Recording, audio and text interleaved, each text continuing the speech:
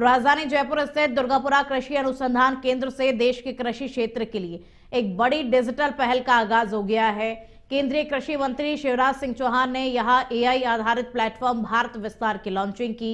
इस दौरान मुख्यमंत्री भजनलाल शर्मा भी मौजूद रहे और इसका मकसद किसानों को तकनीक के माध्यम से सशक्त बनाना और कृषि सेवाओं को एक ही डिजिटल मंच पर उपलब्ध कराना है। कार्यक्रम के दौरान शिवराज सिंह चौहान ने मुख्यमंत्री भजनलाल शर्मा की प्रशंसा करते हुए कहा कि अब तक ऐसे कार्यक्रम दिल्ली में होते थे जिसका देश के किसानों को ठीक से पता ही नहीं चलता था। इसीलिए अब कृषि विभाग को दिल्ली से निकालकर किसानों के बीच में लेकर के जाना है। इसीलिए कृषि क्षेत्र में नए रिकॉर्ड बनाने वाले राजस्थान में यह कार्यक्रम आयोजित किया। राजस्थान जिसने सूक्ष्म सिंचाई क्षेत्र में बेहतर काम किया।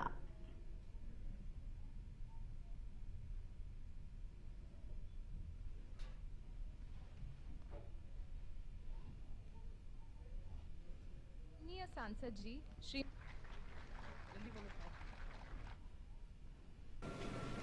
दिल्ली में कार्यक्रम करो, पूसा में कर लो, देश के किसानों को ढंग से पता ही नहीं चले।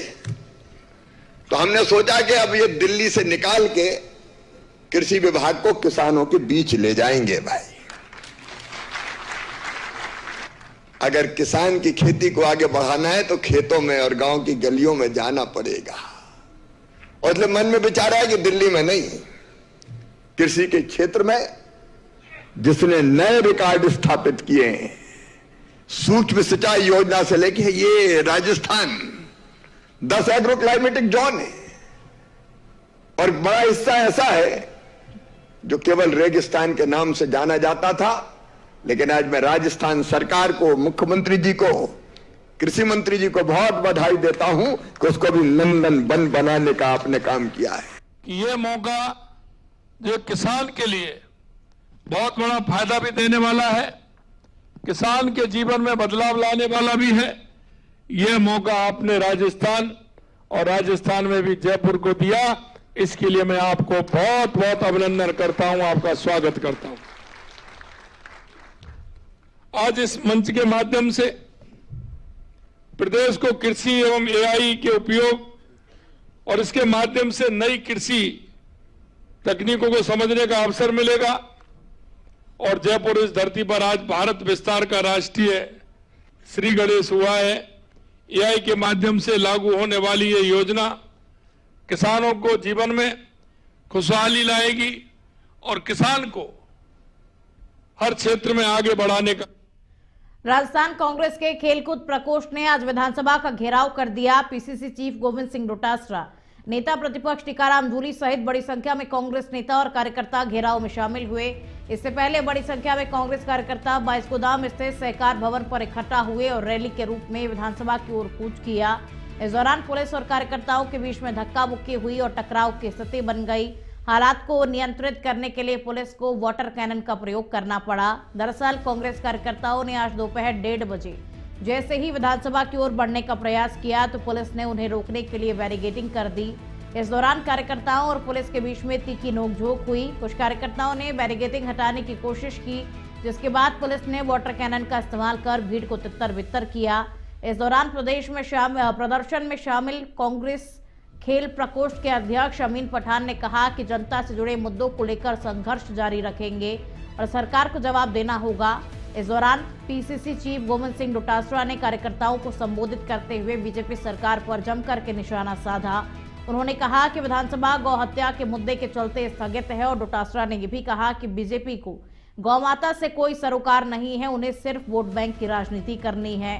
जनता के असली मुद्दों से ध्यान भटकाने के लिए ऐसे विषय उठाए जा रहे हैं। उन्होंने कांग्रेस के खेलकूद प्रकोष्ठ की कार्यप्रणाली की सराहना करते हुए कहा कि अमीन पठान के नेतृत्व में ये विंग सभी प्रकोष्ठों में नंबर 1 पर काम कर रहा है।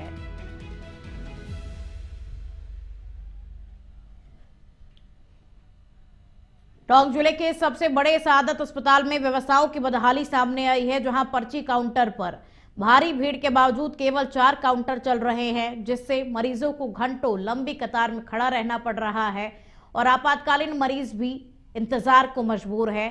मरीजों और परिजनों का कहना है कि कंप्यूटर ऑपरेटरों की कमी और धीमी कार्यप्रणाली से परेशानी बढ़ रही है और वहीं अस्पताल में बेड की कमी के कारण कई मरीजों का इलाज बेंच पर ही किया जा रहा है। पीएमओ हनुमान प्रसाद ने देरी के लिए इंटरनेट नेटवर्क समस्या को जिम्मेदार बताया। हाल ही में भारतीय जनता पार्टी के जिला अध्यक्ष कैंसर वार्ड के उद्घाटन पर पहुंचे तो लंबी लाइनें देख नाराजगी जताई। इस दौरान एक कंप्यूटर ऑपरेटर ने 3 महीने से वेतन नहीं मिलने की भी बात कही। जिला कलेक्टर कल्पना अग्रवाल पहले ही सुधार के निर्देश दे चुकी हैं, लेकिन हालात में अब तक खास सुधार नजर नहीं आ रहा है। मैं आपसे निवेदन करना चाहूंगा, यदि इस प्रकार की कोई बात है आपने बताइए, संज्ञान में तो हम इनसे बात करेंगे, हमारे प्रशासन से बात करेंगे। बराबर जिला कलेक्टर महोदय पूरे जिले में चाहे स्कूल का हो अस्पताल का मॉनिटरिंग कर रही आती है। अभी यहाँ भी आई थी, हमारे उच्च अधिकारी भी लगातार, हमारे पार्टी के नेता भी पूरी मॉनिटरिंग करते हैं और हम लोग भी बराबर देखते हैं। कोई विषय अलवर के भिवाड़ी के खुशखेड़ा औद्योगिक क्षेत्र में हाल ही में हुए पटाखा फैक्ट्री ब्लास्ट के बाद में प्रशासन ने सख्त कार्रवाई शुरू कर दी है। अब इसी कड़ी में एक और अवैध पटाखा निर्माण इकाई का भांडाफोड़ हुआ है, जिससे औद्योगिक सुरक्षा पर गंभीर सवाल खड़े हो गए हैं। मामले की सूचना लगते ही प्रशासन के आला अधिकारी मौके पर पहुंचे हैं और मामले में नजर बनाए हुए हैं। तो वहीं तिजारा के कांग्रेस पार्टी के स्थानीय नेता इमरान खान को जब मामले की सूचना मिली तो वो भी मौके पर पहुंचे, जहां फैक्ट्री के गेट पर बाहर से ताला लगाकर अंदर पटाखे बनाने का काम किया जा रहा था। चौंकाने वाली बात तो यह है कि यहां महिलाओं और बच्चों से भी काम कराया जा रहा था। जहां फैक्ट्री में स्टील फैब्रिकेशन की आड़ में पटाखों का निर्माण कराया जा रहा था।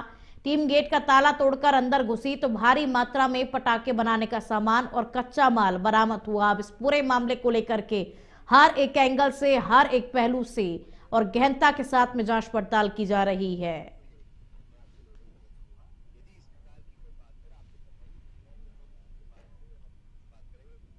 जयपुर के तारकेश्वर महादेव मंदिर में पुलिसकर्मी और पुजारियों के बीच में हुई धक्का मुक्की के मामले में बड़ा अपडेट सामने आया है।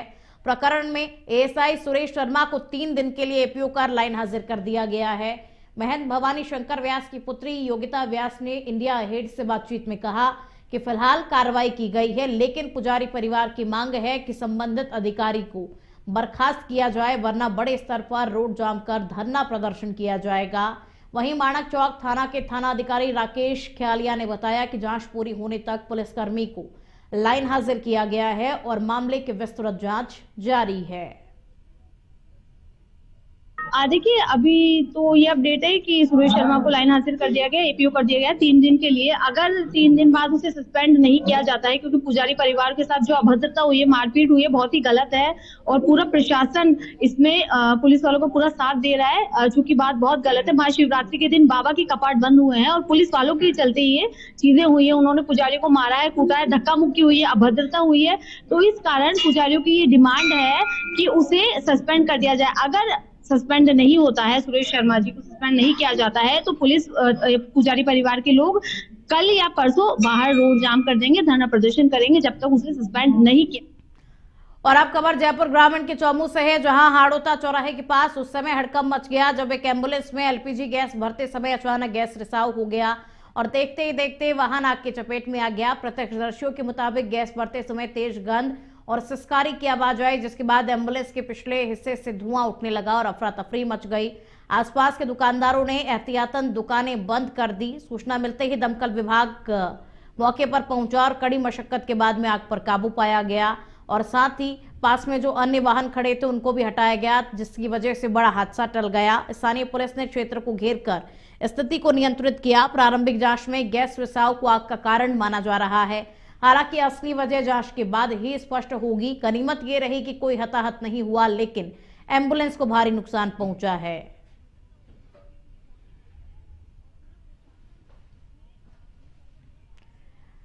जयपुर में हिट एंड रन का एक और मामला सामने आया। यहां झोटवाड़ा इलाके के कांटा चौराहे पर देर रात तेज रफ्तार स्कॉर्पियो ने स्कूटी सवार 2 युवकों को कुचल दिया और चालक मौके से फरार हो गया।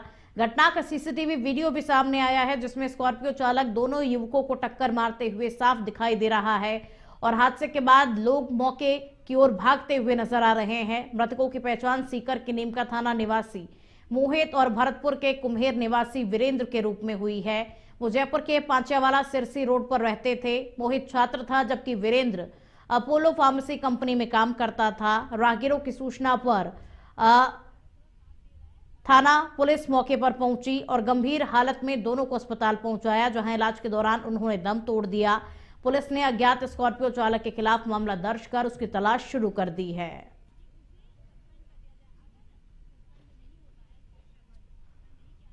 स्वच्छ भारत मिशन के तहत बूंदी जिले को प्लास्टिक कचरा मुक्त और संपूर्ण स्वच्छ जिला बनाने के लिए प्रयास शुरू किए गए हैं। अभियान का आगाज मंगलवार को अतिरिक्त जिला कलेक्टर रामकिशोर मीणा और जिला परिषद के मुख्य कार्यकारी अधिकारी रवि वर्मा ने किया। उन्होंने कलेक्ट्रेट परिसर से नुक्कड़ नाटक स्वच्छता रथ को हरी झंडी दिखाकर रवाना किया। ये रथ गांव-गांव जाकर नुक्कड़ नाटकों के जरिए ग्रामीणों को स्वच्छता का संदेश देगा। स्वच्छता रथ के माध्यम से आमजन और व्यापारियों को प्रतिबंधित प्लास्टिक का उपयोग न करने और कपड़े के थैलों को अपनाने के लिए प्रेरित किया जाएगा।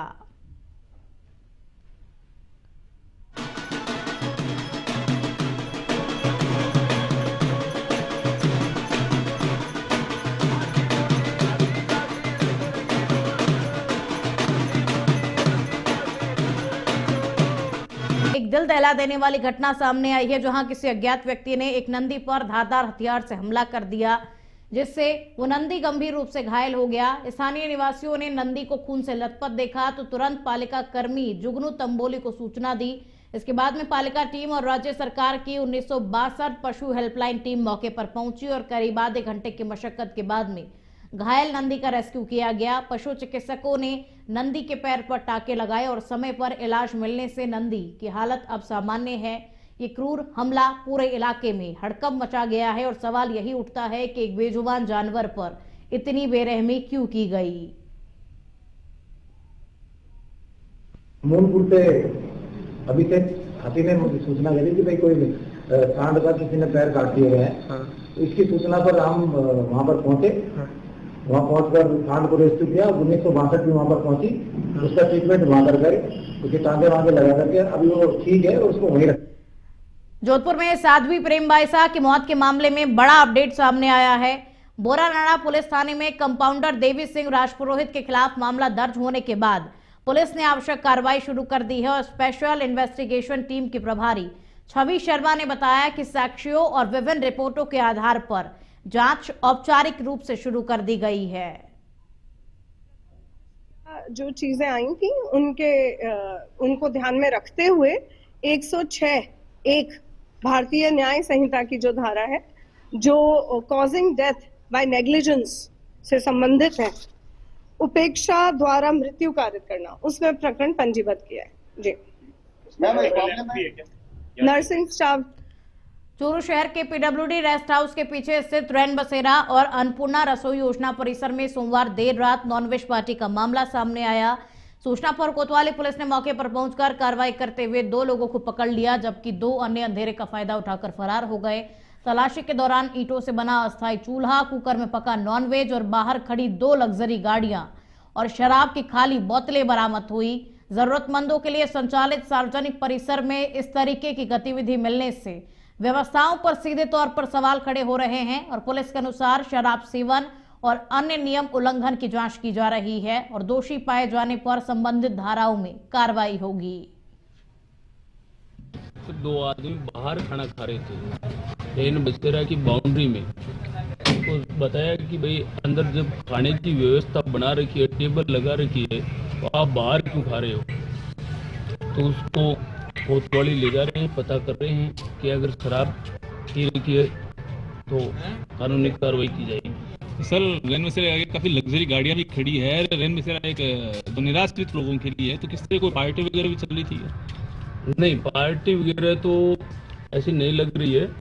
बाकी 2 आदमी अंदर सोए हुए हैं, वो दोनों परीक्षार्थी हैं, दोनों के कोलेटर वगैरह देखे। मध्य प्रदेश के कूनो नेशनल पार्क से निकला चर्चित चीता KP2 एक बार फिर राजस्थान के 12 जिले के रामगढ़ क्रेटर जंगल में पहुंच गया है। खास बात यह है कि मध्य प्रदेश लौटने के महज 9 घंटे बाद ही KP2 दोबारा राजस्थान की सीमा में दाखिल हो गया।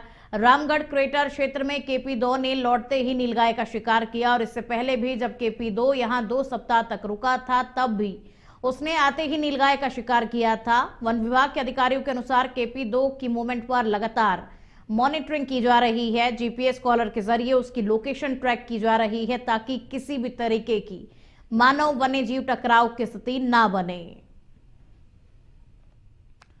खबरों में आगे बढ़ेंगे। अब खबर अलवर के राजगढ़ थाना क्षेत्र से है, जहां बबेली स्थित भगत का बास में ट्रक और बाइक की भिड़ंत में बाइक सवार एक युवक की मौत हो गई, जबकि 2 गंभीर रूप से घायल हो गए। पुलिस के अनुसार बाइक सवार तीनों युवक बुशपुरी से माचाड़ी की ओर जा रहे थे, तभी सामने से आ रहे ट्रक ने उन्हें टक्कर मार दी। हादसे में बुशपुरी निवासी बाबूलाल मीणा की मौके पर ही मौत हो गई और उन्हें एम्बुलेंस से राजगढ़ सामुदायिक स्वास्थ्य केंद्र ले जाया गया, जहां पर डॉक्टरों ने उन्हें मृत घोषित कर दिया। शव को अस्पताल की मोर्चरी में रखवाया गया और वहीं घायल रामोतार मीणा और अजीत मीणा को गंभीर हालत में अलवर रेफर कर दिया गया। पुलिस ने मामला दर्ज कर लिया और जांच शुरू कर दी।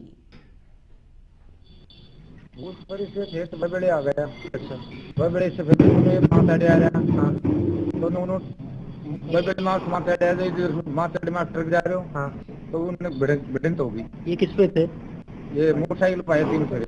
नाम क्या क्या है तीनों का? एक को नाम तो है बाबूलाल, हाँ, और एक को नाम रामोतार है ना, छोरा को रामोतार, और एक अजीत। अब तीनों सही है क्या? वो दोनों सही हैं। एक तो और अब खबर धौलपुर के सेपऊ से है, जहां महादेव मंदिर में चल रहे 10 दिवसीय मेले के दौरान सोमवती अमावस्या और महाशिवरात्रि के अवसर पर कांवड़ियों की भारी भीड़ उमड़ी, तो वहीं श्रद्धालुओं द्वारा जलाभिषेक का क्रम लगातार जारी रहा। इसी बीच पार्किंग को लेकर विवाद के बाद में मेले में हंगामा हो गया। कांवड़ चढ़ाकर लौट रहे श्रद्धालु गजेंद्र वकील ने आरोप लगाया कि पार्किंग ठेकेदार ने कहासुनी के बाद उनके और उनके परिवार के साथ में मारपीट की। सूचना जैसे ही पुलिस को मिली, पुलिस मौके पर पहुंची। हालात को पुलिस ने संभाला। पीड़ित पक्ष ने कार्रवाई की मांग की है। भीड़ के बीच हुई इस घटना से कुछ समय के लिए अफरा तफरी मच गई। फिलहाल पुलिस ने दोनों पक्षों को शांत करवा दिया और पूछताछ दोनों पक्षों से पुलिस ने की और श्रद्धालुओं ने मेले में बेहतर व्यवस्था की मांग की है।